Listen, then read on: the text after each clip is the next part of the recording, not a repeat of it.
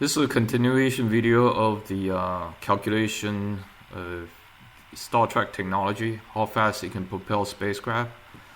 The first two videos I did, the first one is the warp engine on USS Enterprise in the Next Generation series. The second video was USS Voyager from the Voyager series. Next is I'm going to do a calculation of how fast the subspace catapult built by Taj in the USS Voyager series, in the Voyager series.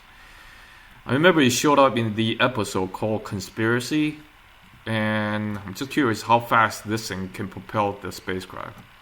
So here it is.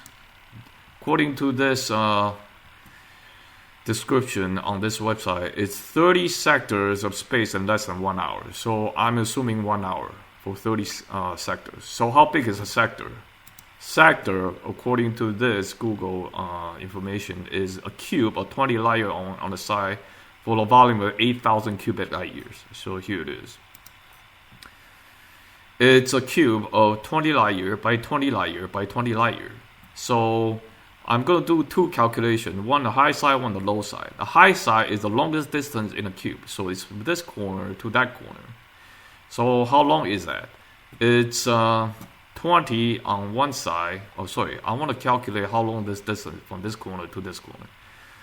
So it's 1 by, based on geometry, is ratio 1 to 1 to the square root of 2. So this distance is 20 multiplied by square root of 2. So that's 28.28 light years. Now this distance from this corner to that corner would be 20 on one side and 28.28 on the other side. So take 28.28 to the square root of 2 plus 20 to the square root of 2, not square root. Add them together and take the square root of that. So it's square root of 1,200. That's 34.64 light years. This distance is 34.64 light years. So according to that description, it's light year. It's 30 sector per hour. So 34.64 light year per hour. So I'll go back to my calculator. That's 34.64 light years. That's one sector, and that description says 30 sector per hour, so multiply by 30. So that's 1039.2 light year per hour. 30 sector per hour. So that's how long it takes. Multiply 365 multiplied by 24, that's light year per year. Light year per year. So it's what? 9.1 million at least?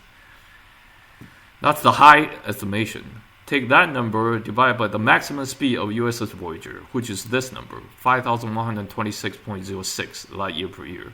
You get this number, 1,775.9. So that's about 1,776 times faster than the maximum speed of USS Voyager.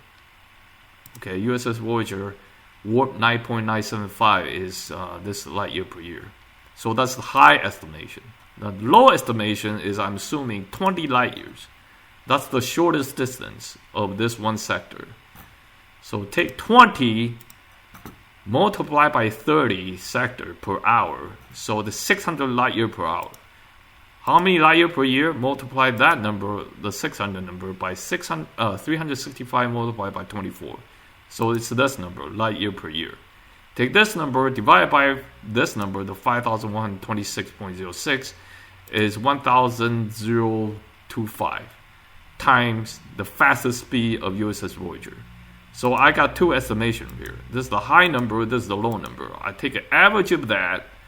So take this number plus this number divided by 2. So it's 1,400.6. So, on average, Taj's subspace catapult is 1,400 times faster than USS Voyager's maximum speed. That'll give you an idea how fast the subspace catapult can propel a spacecraft. Okay? That's assuming it's functioning normally at its maximum output. Well, according to this number, if it's functioning normally. Anyway, That's it. Thank you so much.